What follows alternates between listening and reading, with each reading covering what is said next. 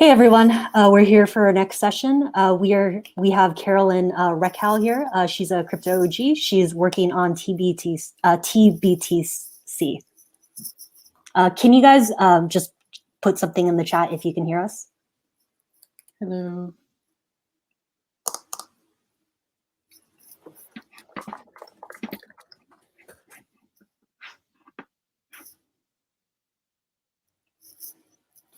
There we go. Perfect. Sounds like we've got people online. Thank you. Really glad to be here. I've been hearing awesome things about this event, and it's really showing up. So thanks, guys. Hi, everyone. My name is Carolyn Reckhal, and I've been in the crypto space for maybe 5 years this month, which is nuts. I started out as one of the first employees at Consensus, so like as Ethereum as you could possibly get, and was there for 3 years. I helped them scale up to like 1,000 people, and then I left to go join a Bitcoin maximalist company, Casa. I helped them scale up to 900, 1,000, or with Casa, I was working with them on bringing their security product to market, and I was with folks like Jameson Lopp. You had Elena Vernova from Trezor, and while I was there, I got a great dose of really important crypto fundamentals, so things like security, resilience, adversarial thinking, and above all else, just empowering individual sovereignty. While that experience was great, at the end of the day, I am a technologist, really, a builder first and a hodler as a close second. So I decided to say goodbye to the Bitcoin-only world and was really excited to meet Matt Luongo and the Keep team, who are working on bridging the best of these two worlds with TBTC. So the title of my talk today is DeFi's Hyperbitcoinization. And what this means is, well, from my perspective, Bitcoin is DeFi. I'll say that first. It's the original DeFi. That's why we're all here, right? And it's really only because of circumstances around like the design of Ethereum, the ability to be like this agile smart contracts. And that's why Ethereum is where you had the more complex financial applications like lending and borrowing, those emerged. And as Ethereum and DeFi started to become a thing the past couple of years, I think what we've been seeing that's really interesting is these different waves of DeFi type primitives and infrastructure, right? So in the beginning, you had stable coins and you needed this. This is a peg to USD or other fiat. And actually, I think stablecoins came way before DeFi was even a thing. I think even back in 2018, people were calling it the year of the stablecoins. And then in 2019, Ethereum woke up after its ICO bender, and we had 2019, the year of DeFi. We had this other layer of primitives come online, applications for earning interest, taking out loans, right? Your makers and your compounds. And what I'm trying to talk about today is that I think that 2020 is the year of hyper-Bitcoinization in DeFi. Bitcoin is coming back with new tricks in a big way, right in time for the halvening. Beautiful. And we're going to see the rise of these Bitcoin-backed stablecoins, and we're already seeing it. You know, I can count like 4 or 5 tokenized Bitcoin on Ethereum projects already. So Bitcoin is here. It's coming to dominate DeFi, I think very similarly to what we saw in terms of stablecoins coming in and dominating the crypto markets back in 2018, 2019. We're going to start to see that, but with Bitcoin and DeFi. All right, so here, let me make my slides a little bit bigger so you guys can see. I'm going to zoom out for a second.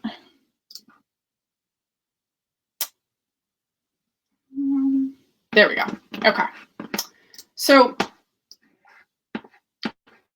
let's talk a little bit about DeFi. What is like this space, crypto is all about anyway, right? I think a lot of us came for the sound money. A lot of us came for unstoppable code, world computer, whatever. But right now, DeFi is the meme that everyone's talking about. And today, DeFi is about an $850 million market cap, give or take. And I think we're all excited about this. It's a new narrative, but the question is, can DeFi keep growing and helping people? Is it as exciting as we think?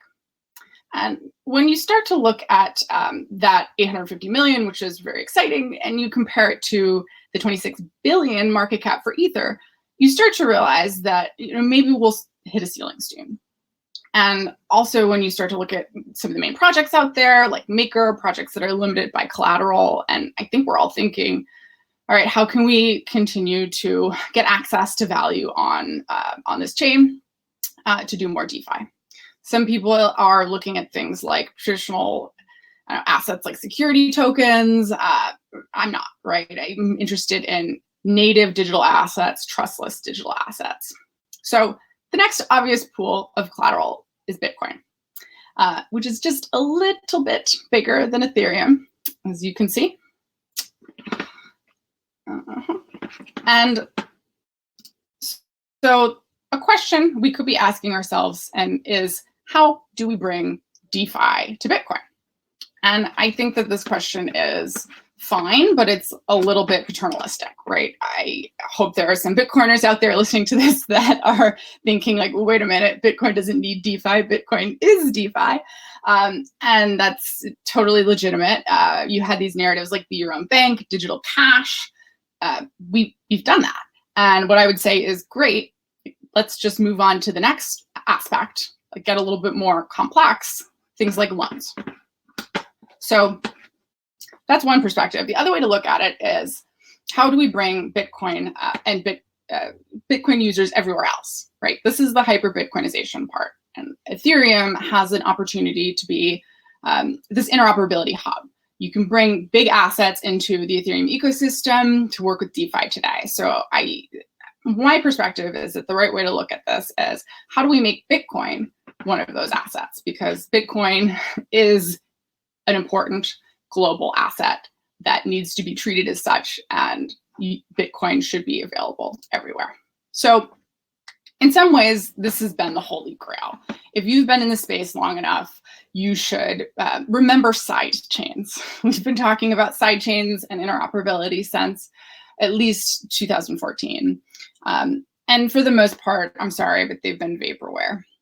You've got, today, it's true, you have a bunch of new layer ones that are working on something like this, bringing out new operability. But as somebody that's been around for a while, I personally, it just would be really satisfying to see a real Bitcoin to Ethereum bridge today.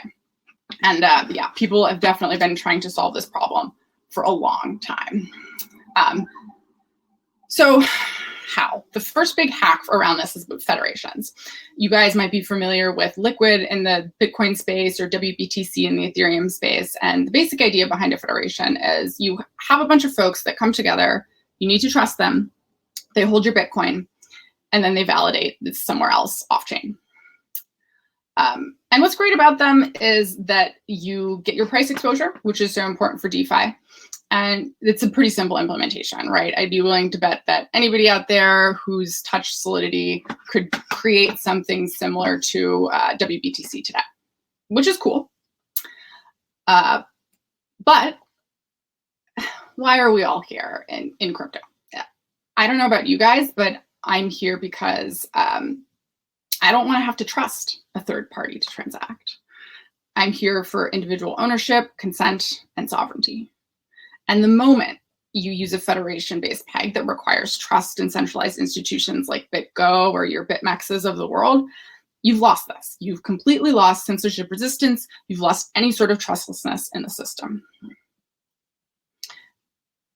There's another thing that people have been trying, though, outside of federations and synthetics. So basic idea is you lock up a bunch of Ether, and you there's some sort of algorithm that sets a peg to the price of some external asset, which is great because this is censorship resistant. You know, if you're pegged to a stock or some other external asset, you can be confident that nobody is going to steal that in any way. So that's great, of course. But there are always downsides. There are two that I see. One is that this is dangerous and in an FX risk kind of way. The more synthetics and stuff that you stack within DeFi, the greater chance of some black swan event occurring all throughout the ecosystem is likely. So, for example, if I was to ask you guys, okay, how much ETH would you bet that you'd be willing to lock up and be confident that that amount of ETH would be worth more than 1 Bitcoin in 6 months? That is not such an easy question. I bet I would get a lot of different answers. And then the second issue is, this is the important one, is you can't redeem them for Bitcoin. So they're not real Bitcoin, right? If I'm trying to talk to you Bitcoiners out there and convince you to use a sidechain like this, if you're a good Bitcoiner, you're not going to be interested in ETH-backed synthetics, and you want to know that whatever you're using is backed by real Bitcoin. So to review, like what are we not satisfied with in these other attempts? What do we want to see? We are attempting to see a censorship-resistant, fully Bitcoin-backed token that you can use on Ethereum. How? All right, so I'm going to take a second, and I'm actually going to show you. And what I'm going to do is switch my screen over to a demo. Let's see, 1 minute. So you can actually see what this dApp looks like. And so just to give you a little bit of background, this is an implementation dApp that our team built. No one can you share your screen? Oh, yep, I see it's loading. Can you guys see it now? It says Bitcoin on Ethereum? Yes. Great. Cool. So I'm going to show you. You just hit deposit Bitcoin, and you're going to ask the system for a Bitcoin address. And what you're doing here when you're talking to the Ethereum chain is that you're asking for a group of signers to assemble. And I'll talk a little bit more about this later, but basically you've got 3 signers are randomly selected to come together and generate a PKH hash. All of these signers are bonded in heat tokens, but more importantly, ETH. So here you are, you've requested it. It's forming a signers group. And in a moment, you're going to see a Bitcoin address. There it is. And at this point, you're going to pay your Bitcoin, deposit it. You can use Green Wallet, whatever you want. And after you pay, there's really only 2 more steps. One is you have to wait a little bit because you need to confirm 6 blocks confirmations. There are some ways to speed this up a little bit. And in this video here, we shortened it because we don't have an hour. But the last step here is you're going to submit a proof. And this is the SPV proof built by James Presswich and the SUMA team. And basically what this is proof that that Bitcoin was sent on the Bitcoin chain. And once you've done that, you see you're finished. Okay, so I'm going to pause for a minute and switch over back to my deck. And I'm going to get a little bit more into the details of what just happened there. Okay, give it a second.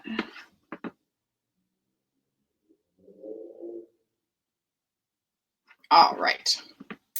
So what's the idea behind this, right? What's been going on with all of this? So let's see. What did we see here? So this was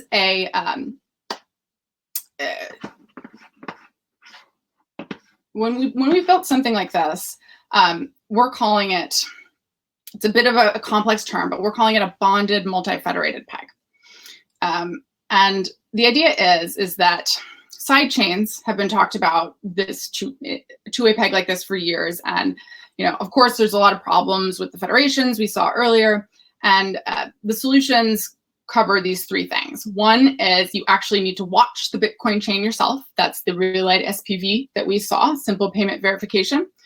The second is you don't need to trust entire economies to a single 11 out of 15 multi-sig. Instead, you have a lot of federations. And then lastly, if you do have to trust somebody, you need to make sure that that somebody has some skin in the game, that they put down a deposit first.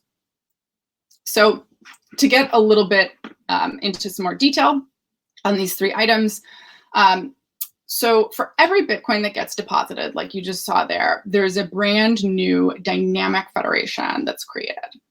And we actually have our own random beacon that we built for the Keep network that samples these validators that are called signers in the TBTC system. And signers are running Keep nodes, and they hold the Keep token, which prevents Sybil resistance. And in the TBTC system, when a random set is selected, those signers come together and they create this brand new wallet per deposit. Next is you got to bond all the members. And you guys know what you do with the bond. Everyone needs to have skin in the game before you can accept them as validators. And the Keep token in the system is not enough. We're not satisfied with the security since it is new. And so we bond them heavily with ETH. And then lastly, you read Bitcoin history. And if you're familiar with Solidity, you know that we're obviously not reading Bitcoin history. And really what we mean is that somebody off-chain is reading SPV proofs from the Bitcoin chain to Ethereum. And then you need to slash bad behavior, right? If somebody misbehaves, we need to slash. And typically with consensus slashing mechanisms, you just want to burn that token to the ground. You really want misbehaving people to feel it. And here slashing isn't meant to be punitive in that way. We use the slashing to make sure that that peg is held. So for example, if somebody does misbehave, not only do we take their money, but we use that money to buy back TBTC in the market and maintain that supply peg. So if you're a Bitcoin depositor, basically what this means is that you can never be slashed, you can never be liquidated, your Bitcoin is always safe and guaranteed. So there's collateral here. Right now, there's 2.5x collateral requirements. Honestly, we chose a big number here, but if you actually think about it, it's more like 1.5x because there's liquidity on the Ethereum side. And with some cleverness, you can get closer to 1.4x total. So the takeaways are, yes, it's expensive to run, but it's less expensive than getting doxxed. And one last piece is there's a price feed needed. There's collateralization. Maker has worked with us to build a Bitcoin ETH feed. And we're really excited about that. But the goal is to become as decentralized as possible. So we have this priceless feed design that we've been working on, but that's going to be a later version. So that's it.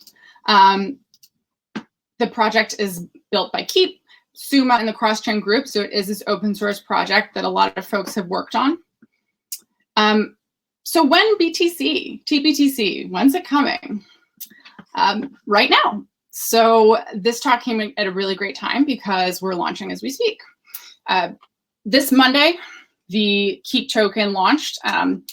And on Monday, in a couple more days, we're going to have the Keep random beacon kickoff, which means all the signers in the TBTC system will start to get staking and ready to participate in the TBTC network. And then lastly, on Monday, May 11th, we're going to go live with TBTC. So that means you'll be able to mint and redeem TBTC in a dApp that looks similar to the one I just showed you and in a whole bunch of other applications. So we're in good company, joined by some fabulous teams, and it turns out that about 80% of the DeFi market is interested in being Bitcoinized. So a lot of great folks here, wallets, DEXs, exchanges, and then of course the big DeFi players. I think Maker and Compound are some of the more exciting ones, and those will be supported fairly quickly after launch, governance permitting, of course. But if you're not up on that board, that's cool.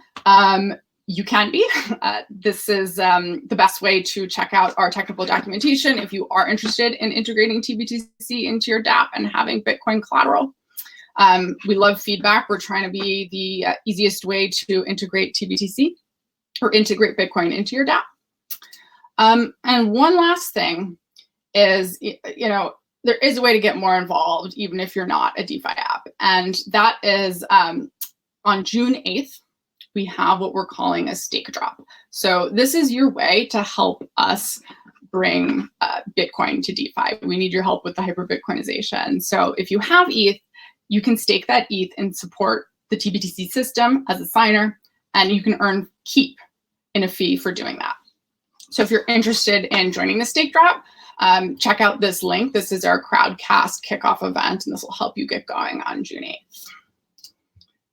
And then if you want to get even more involved, this is something that we're doing. This is our incentivized testnet that's going on today. And you can jump on Discord. That's the link there to learn more about this. But basically the idea is this is the Keep community. We want to improve it, and we need your help with documentation, with apps. And so we're going to be giving out Keep grants to folks that step up and want to participate. So check that out. Let's see, and that's it. Here's some contact info if you're interested in learning more. Twitter's website, the Crowdcast, and Discord. And that is it. I think it is, I'm maybe a little bit over, but oops, I am going to turn it over to questions. I think that that's the next part.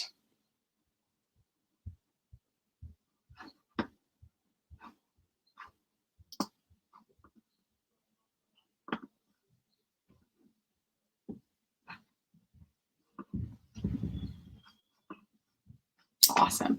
Oh, I will answer a question that sometimes I hear fairly often, and that is around fees and the size of Bitcoin deposits. So I think I saw some comments while I was showing the demo about the fee sizes, and I will note that those are outdated. This is a demo that we were showing months and months ago. So when we go live, the fee is going to be much lower. It's only going to be, I think when you saw it there, it was 50 basis points, but at launch, it's going to be only 5 basis points. So much cheaper to mint TBTC. And then the second part is lot sizes. Oh, there are the questions. I was looking in the wrong chat. I'll just finish here on lot sizes. Oh, great. I did answer one question, custodial fee. On lot sizes, that one said only 1 Bitcoin, and you'll be able to mint and redeem multiple lot sizes. So at launch, we're going to have 0.5 Bitcoin, 0.25, 0.1, 0.01, and 0.001 if you really want to just test and play around. So there's going to be quite a few. And actually on the day of launch, that implementation dApp you'll see will only have 0.001 for testing. But if you want to go into the smart contracts, you can mint whatever size. And we're going to increase the number as time goes on in the implementation dApp. So let's see, taking a look. Slides are available. Yes, I can share slides later on. Let's see. So the Bitcoin is sent to the address of the private keys encrypted and signed. Yes, so the signer set that has generated that Bitcoin address, that signer set is kind of like a multi-sig, but it's actually using threshold ECDSA signatures, which is a slightly new technology, but it's not that new. I think like Binance, for example, uses this type of tech. Let's see. Grants. So yeah, the best way to learn more about Play for Keeps and the grants is to join our Discord.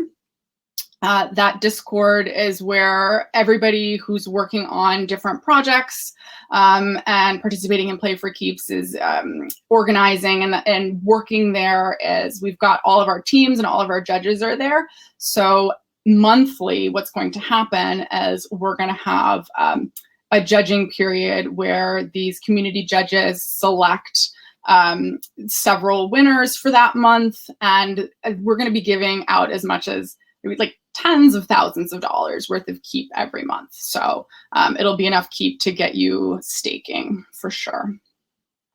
Let's see. One TBTC, I answered that question. Bitcoin in DeFi for trade or stacking. Yeah, so some uses for TBTC, that's a good question. I think some of the big ones are earning interest, right? Compound is a great integration. They actually integrated with us on testnet, and we had some folks at ETH Denver build something called Bitcoin Earn, which was really cool. Another use case is taking out loans. It could be loans in stable coins. It could be just getting leverage and doing some margin trading. But those are the big ones. Let's see. One more question. Which Oracle protocol will you be using? So at launch, we're going to be using Makers. This is Medianizer. And I think I might have mentioned this quickly, but the Maker team, we were going to use two different oracles, the Bitcoin, the USD ETH and the USD Bitcoin, and they passed a new oracle, which is direct Bitcoin ETH price feed. So that will be for V1. All right, I think I might be at time. Yes, Medianizer is open source. I see question, purpose of the Keep token. Keep token it's a work token. So TBTC is one application on the Keep network, but there are going to be a lot of other applications. And for TBTC, except for this stake drop period, it will be needed for you to hold Keep to stake and participate in the network. And this is for security, for civil resistance. Let's see. Oh, yes. So the dApp should work. That test dApp, it's on Robston. And then also you're going to need testnet Bitcoin, which can be very, very slow. So that may be why you're stuck on that step. Unfortunately, we don't have in Bitcoin. There aren't a lot of devs that take care of the test nets like we have in Ethereum. All right, cool. Thanks so much for the really amazing talk. We're going to transition to the next session. Thanks, everybody.